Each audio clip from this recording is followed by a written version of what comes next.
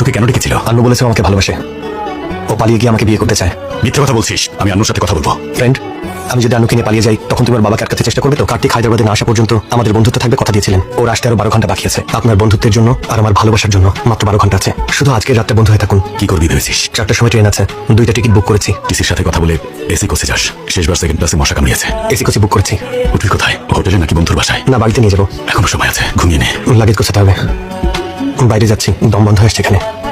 তুমি এখানে আর সঞ্জু এখনো ওঠেনি কেন? বিয়ে বাড়িতে কত কাজ। সঞ্জু, সঞ্জু, ওকে কি বাইরে পাঠিয়েছো? সঞ্জু লাগেজটা তো দেখছি না। আশেপাশে কোথাও আছে হয়তো। আপনি কি আন্নুকে উঠান। সকাল থেকে সবাই আন্নুকে দেখার জন্য অস্থির হয়ে আছে। হ্যালো, আন্নু তো বাসায়। তুই ওকে নিয়ে যাসনি? আমি যেমন আপনার বন্ধু, আপনিও তো আমার বন্ধু। কেউ আমার বন্ধু মেয়েকে ভাগিয়ে নিয়ে গেলে আমি কি তা কেমনটা করতে দিতে পারি? জীবন বাজি রেখে আটকাবো? এতদিন আপনার বাসায় থেকেছি, আর বিয়ের সময় চলে যাচ্ছি তেমন খারাপ করবেন না। আন্নুর জন্য যে গিফট কিনেছিলাম সেটা ড্রেসিং টেবিলের উপর আছে। Bye uncle.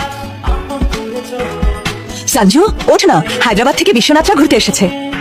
আন্নু কেমন আছে? ভালো আছে। কার্তিক ওকে খুশি রেখেছে? তুই কেমন আছিস? আন্নুর বিয়ে হয়ে গেছে, এখন আর ওকে ভালোবাসিস না? ব্যর্থ প্রেমিকেরা ভালোবাসতে ভুলে না, শুধু দেখানো বন্ধ করে দেয়। কিন্তু আজকাল তুই কি করছিস আমি জানতে পারি? কি আর করবো, সবকিছু ভুলে গিয়ে চাকরি করছি। একটা মজার বিষয় কি জানেন? আমি আমার গ্রামের মেয়েদের ছেড়ে শহরের মেয়ের প্রেমে পড়েছি। এই কারণে জীবনে দ্বিতীয়বার আমার ওর চেহারা দেখতে হবে না, আর এই জীবনটা অনেক সহজ হয়ে যাবে। বিষয়টা যদি এমনই হয়, চোখের কোনায় পানি কেন তোর?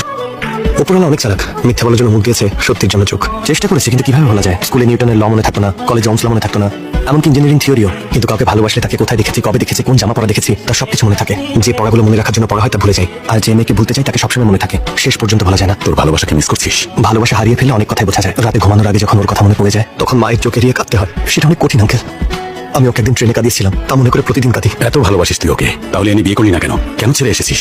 শুধু আপনার জন্য, আপনার সাথে ফ্রেন্ডশিপের কারণে। হয় আপনাকে স্যাক্রিফাইস করতে হতো, না হলে আমাকে করতে হতো। আর তাছাড়া আমার আর কি হবে? আন্নুকে ভোলার জন্য বন্ধুরা আছে, আর বেশি কষ্ট পেলে মা বাবা আছে। তাছাড়া ব্যর্থ প্রেমিককে সবাই সহানুভূতি দেখায়, কিন্তু যদি আপনি স্যাক্রিফাইস করতেন তাহলে রাস্তায় বের হলে প্রতিটা মানুষ আপনাকে দেখে আসতো। সম্মানের সাথে যেখানে 40 বছর চাকরি করছেন সেখানে মাথা নিচু হয়ে যেত। আর শুধু তাই না, যাদের আপনি কাছে আত্মীয় মনে করেন তারাও দূরে চলে যেত। তাই ওকে ভাগিয়ে নিয়ে আসিনি। ভাগানোর জন্য আর কি লাগে? মাত্র 2 সেকেন্ড। কিন্তু যখন আন্নুকে নিয়ে পালানোর সময় এলো, মনে হচ্ছে আমি আমার কাছে আনছি না, বরং আপনার থেকে দূরে নিয়ে যাচ্ছি। এই প্রথমবার নিজের প্রতি ঘৃণা হলো। পূজা ওইদিকে হচ্ছে, আর তোমরা এখানে কি করছো? সঞ্জুকে আমার মেয়ের সাথে বিয়ে দেবে?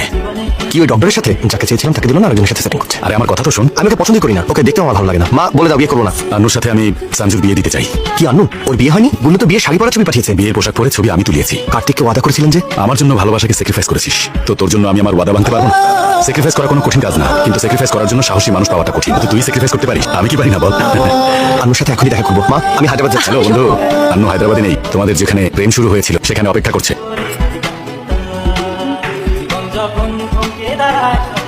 মনে আছে?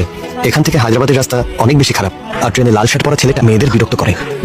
চুপ করো, তোমাদের বুদ্ধি হায়দ্রাবাদের মানুষের সামনে কখনোই টিকতে পারবে না। কানে নিচে একটা মারবো, কাছে আসো।